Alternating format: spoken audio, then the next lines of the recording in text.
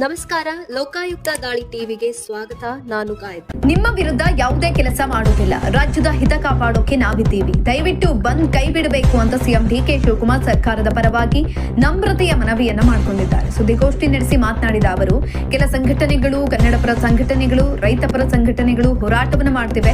ಹೋರಾಟ ಮಾಡೋದು ತಪ್ಪಲ್ಲ, ಆದ್ರೆ ವಾಸ್ತವಾಂಶ ಗೊತ್ತಿರಲಿ. ರಾಜ್ಯದ ಹಿತರಕ್ಷಣೆಗೆ ನಾವಿದ್ದೇವೆ. ನೀವೆಲ್ಲ ಸೇರಿ ನಮಗೆ ಅಧಿಕಾರ ಕೊಟ್ಟಿದ್ದೀರಿ. ನಿಮ್ಮ ವಿರುದ್ಧ ಯಾವುದೇ ಕಾರಣಕ್ಕೂ ಕೆಲಸ ಮಾಡುವುದಿಲ್ಲ. ದಯವಿಟ್ಟು ಬಂದ್ ವಿಚಾರವನ್ನ ಕೈಬಿಡಿ ಅಂತ ಕನ್ನಡಪರ ಹೋರಾಟಗಾರರಿಗೆ ಮನವಿ ಮಾಡಿಕೊಂಡಿದ್ದಾರೆ. ನಾವೇ ನಿಮ್ಮ ಪರವಾಗಿದ್ದೇವೆ. ಕರ್ನಾಟಕ ಬಂದ್ ಮಾಡುವುದರಿಂದ ಯಾವುದೇ ಪರಿಹಾರ ಸಿಗಲ್ಲ. ಕಾನೂನು ವ್ಯವಸ್ಥೆ ಬೇರೆ ಇದೆ, ಕೋರ್ಟ್ ಆದೇಶ ಬೇರೆ ಇದೆ. ಬಂದ್ ಮಾಡಿದ್ರೆ ಜನರಿಗೆ ಎಷ್ಟು ತೊಂದರೆ ಆಗುತ್ತೆ ಅನ್ನೋದು ನಿಮಗೂ ಗೊತ್ತಿದೆ. ನೀವು ಆಲೋಚನೆಯನ್ನ ಮಾಡಬೇಕು. ಆದ್ದರಿಂದ ಬಂದ್ ಮಾಡಬೇಕೆಂಬ ನಿಮ್ಮ ತೀರ್ಮಾನವನ್ನ ದಯವಿಟ್ಟು ಹಿಂತೆಗೆದುಕೊಳ್ಳಿ ಅಂತ ಮನವಿ ಮಾಡಿದ್ದಾರೆ. ನಮ್ಮ ಕಾಂಗ್ರೆಸ್ ಸರ್ಕಾರ ಎಲ್ಲಾ ಸಮಯದಲ್ಲಿ ಬದ್ಧತೆ ತೋರಿಸಿದೆ. ಬಿಜೆಪಿಯವರು ಯಡಿಯೂರಪ್ಪ ಅವರ ಪ್ರತಿಭಟನೆ ಅವಶ್ಯಕತೆ ಇರಲಿಲ್ಲ. ಅವರ ಸಂಸದರು ಕೂಡ ಪ್ರಯತ್ನಿಸುತ್ತಿದ್ದಾರೆ. ಸರ್ವಪಕ್ಷ ಸಭೆಯಲ್ಲಿ ರಾಜ್ಯದ ಹಿತಕ್ಕೆ ಬದ್ಧರಾಗಿರೋಣ, ಅಲ್ಲೇ ಚರ್ಚೆ ಮಾಡಿ ತೀರ್ಮಾನ ಮಾಡ್ತೀವಿ, ಅಲ್ಲಿವರೆಗೂ ನೀರು ಬಿಡೋದಿಲ್ಲ ಅಂತ ತಿಳಿಸಿದ್ದಾರೆ.